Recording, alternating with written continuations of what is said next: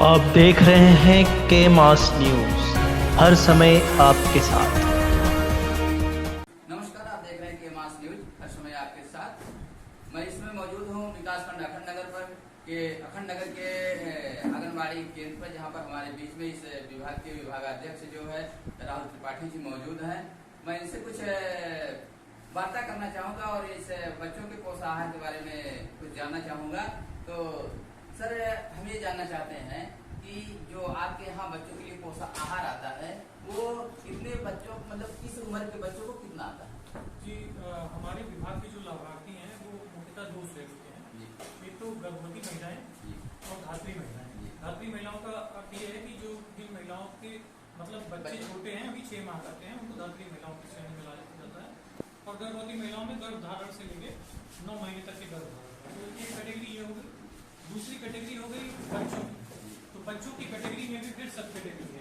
जैसे बच्चों की कैटेगरी में कुछ कैटेगरी है कि जो बच्चे 0 से 6 माह के हैं, तो चूंकि उनको केवल माँ का स्तनपान ही कराया जाना चाहिए और विभाग की मंशा है कि केवल स्तनपान ही उनके लिए सुटेबल होता है, तो इसलिए उनको कोई पोषक आहार नहीं दिया जाता है। 0 से 6 माह के जो बच्चे होते हैं, जो बच्चे 0 से 6 माह के होते हैं उनको कोई पोषक आहार नहीं मिलता, लेकिन जो 6 माह से ऊपर है उनके लिए मैं बता रहा हूँ। तो इसलिए मैंने बच्चे की कैटेगरी बताई कि 0 से 6 माह के बच्चों के लिए माँ का दूध सर्वोत्तम आहार माना जाता है। उसके बाद दूसरी कैटेगरी आती है 6 माह से लेकर 3 वर्ष तक के बच्चे, ये एक कैटेगरी है।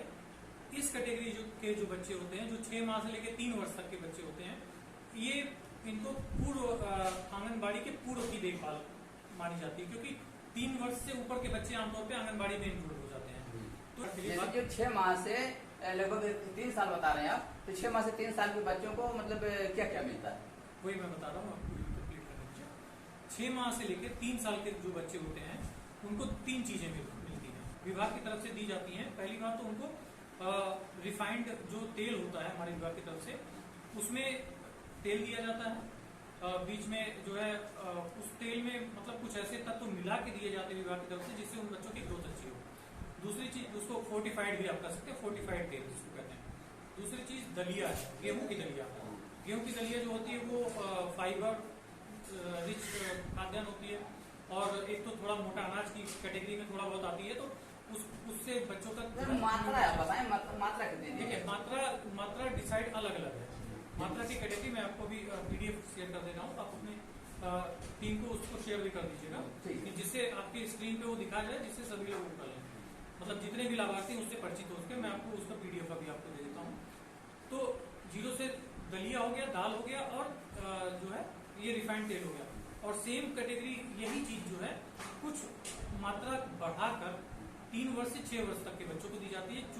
इसके साथ जो गर्भवती महिला है और जो धात्री महिला है, उसके लिए भी विभाग की तरफ से यही 3 चीजें दी जा रही है मौके पे। अभी एक चीज इसमें चेंज ये हुआ है कि स्वयं सहायता समूह के द्वारा विभिन्न जगहों पर अलग अलग तरीके के प्लांट लगाए गए हैं। वो प्लांट के माध्यम से ये जो राशन की श्रेणी में जो चीजें आ रही हैं, जैसे दाल, दलिया या तेल जो आप जिसे कह रहे हैं, उसके भोज्य पदार्थ बना के दिए जा रहे हैं। जैसे चावल भी आता है? नहीं, चावल जो है, चावल हमारे विभाग के द्वारा नहीं आपूर्ति की जाती। चावल की आपूर्ति जो होती है वो जिला सप्लाई ऑफिसर जो DSO साहब है, उनके यहाँ से कोटेदार को सीधे दी जाती है।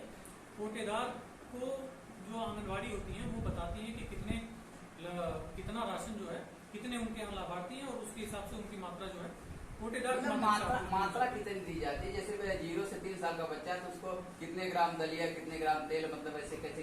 देखिए, 0 से 3 साल का जो बच्चा है, 0 से 3 साल नहीं, 6 माह से 6 माह से 3 साल 6 माह से 3 साल के जो बच्चे होते हैं उनको आधा लीटर जो है तेल की सप्लाई की जाती है। आधा किलो उनको जो है दिया जाता है दाल, ठीक है, और 1 किलो जो है दलिया की पैकेट दी जाती है। मतलब कितने दिन का डोज? 1 महीने के लिए यही इतना दिया जाता है। मान लीजिए सर, अगर कोई जो जितनी चीजें आप बता रहे हैं, कोई अगर इस चीज को नहीं फॉलो करता है, कोई आंगनबाड़ी या कोई कार्यकर्ता, तो उसके बारे में क्या प्रक्रिया आपके द्वारा की जा सकती है? देखिए, आंगनबाड़ी और जो आशा आंगनबाड़ी और इन तीनों के मिक्स एक समूह होता है, जिसके माध्यम से किसी का कुपोषण दूर करना हमारे विभाग का लक्ष्य है। अगर कोई उस चीज को फॉलो नहीं कर पा रहा है, कोई आंगनबाड़ी उस चीज का दायित्व निर्वहन नहीं कर पा रही है, तो पहली बात तो जो आंगनबाड़ी के ठीक ऊपर सुपरवाइजर हैं, उनका ये दायित्व होता है कि वो अपने क्षेत्र का भ्रमण करें, अपने क्षेत्र का भ्रमण करने के दौरान आंगनबाड़ियों का लगातार निरीक्षण करें। लगातार निरीक्षण करने के बाद वो ये बताएं कि अपने उच्चाधिकारियों को इस बात से अवगत कराएं कि भाई आंगनबाड़ी इस स्कीम को पूरा करने में असफल है। कोई शिकायत मिलती है तो जो सुपरवाइजर है उसके थ्रू हम तक शिकायत आती है, या फिर हम लोग जब अपने क्षेत्रीय निरीक्षण करते हैं या कई दौरे होते हैं या कोई प्रोग्राम होता है उसमें जाते हैं, तो उसमें हम लोगों को जो पता चलता है वहाँ के जनसंवाद होती, जन चौपाल होती, उसमें जब वहाँ के आप जैसे कुछ लोग हमको बताते हैं कि वहाँ पे कुछ चीज़ें नहीं हो पा रही हैं, तो उस संबंध में हम लोग वहाँ पे जाते हैं, उस सब चीज़ों का एक देखते हैं, पहले उस पर विचार करते हैं कि क्यों उस चीज़ का लाभ नहीं मिल रहा है। अगर आंगनबाड़ी की वास्तव में कोई गलती होती है या आंगनबाड़ी जानबूझकर अपने कृत्यों का निर्वहन नहीं कर पाती है, तो हम लोग उसको प्रथम दृष्टया जो है उसका रीजन जानने की कोशिश करते हैं, ऐसा क्यों हो रहा है। क्योंकि कई आंगनबाड़ियों के पास कई अवसर पर ऐसा होता है 2-2-3-3 सेंटर का चार्ज भी दिया गया है। सर इसमें बच्चों के खेलने का भी सामान आता है आपके यहाँ? देखिए, आंगनबाड़ी सेंटर एक बड़ी अवधारणा है जिसमें बिल्कुल बच्चों की पूर्व बाल्यावस्था, जिसको ECC बोलते हैं, early childhood care and education. तो अर्ली चाइल्डहुड केयर में बच्चों की खेलकूद शामिल है, लेकिन खेलकूद का कोई सामान हमारे विभाग की तरफ से परचेज करके नहीं दिया गया है। अभी आप देख रहे थे कि हमारी जो बातचीत चल रही थी, हमारे इस केंद्र के जो है CDPO सर हैं, मतलब राहुल त्रिपाठी जी, आपने अभी उनकी बातों को सुना। आप देख रहे हैं कि मास न्यूज, सब ब्यूरो सुल्तानपुर, गौतम की रिपोर्ट।